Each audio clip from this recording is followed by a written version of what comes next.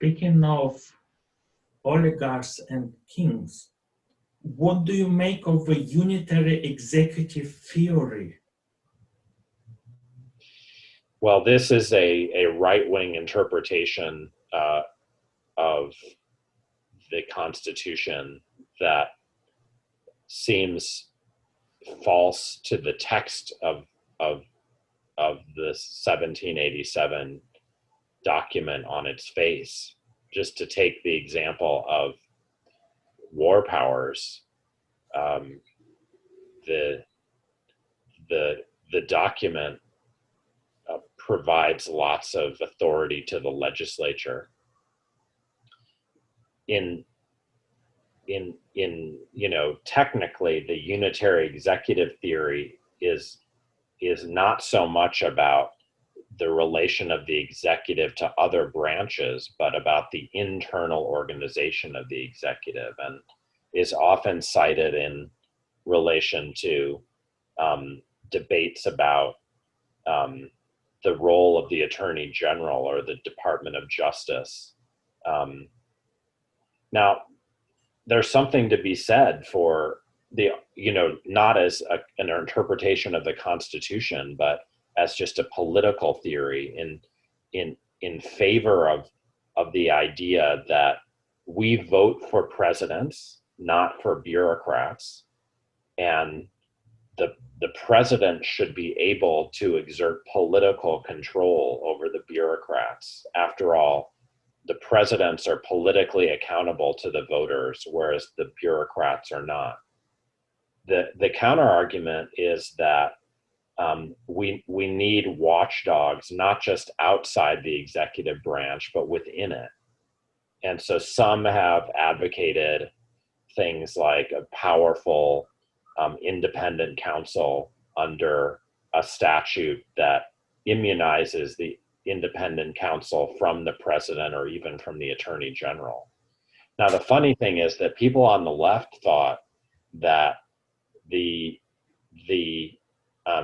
independent counsel was a kind of rogue actor, because in my youth, we experienced Ken Starr in that job, basically elevating a failed investigation into some alleged banking hijinks by Bill and Hillary Clinton into a sex scandal that nearly, ended a presidency and certainly paralyzed democracy for a year and a half. And so there was a certain view on the left that it was important not to let independent counsels have too much power. Now, of course, the script has flipped, and a lot of people after Trump goes, which I presume he will in a few months, will be arguing for a much stronger independent counsel, which is a form of the disunified executive. And so these debates, I think we should remember, often are malleable because they depend on, partisanship and people's views about them. Kind of, you experience a whiplash depending on whether people like or dislike the president. But it is the president who sets foreign policy, for example, whether to send military aid to Ukraine, even if a number of national security officials believe that it's outrageous. Correct. That's right. And, there just should be a debate about how to structure things. So, one account of the Trump administration is that he was elected in what passes for a democracy. I'm not defending the rules of the game in 2016, but according to those rules, he won, and then faced not just ordinary resistance or even, extraordinary resistance from outside government, but also from inside government. And he wanted to change various policies. Now, my own view would be that we should look to Congress to challenge his policies much more than we do, and notably when it comes to things like foreign aid and starting wars, those are things that the Congress should decide upon rather than outsourcing their authority to the executive branch.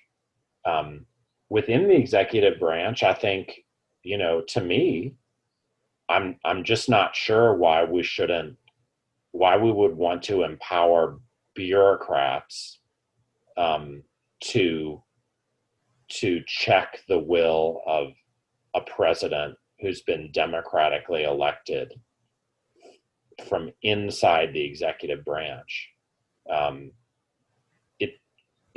It could be that I agree with the bureaucrats about what policies America should pursue, but neither I nor they won an election, and so I think there's a role for expert knowledge and for the continuity of policy among administrations, and it's a really interesting question about how you would arrange and guarantee the virtues of a bureaucracy.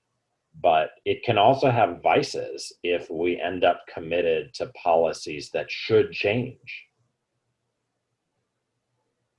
What do you mean, policies that should change, like extraordinary rendition, or?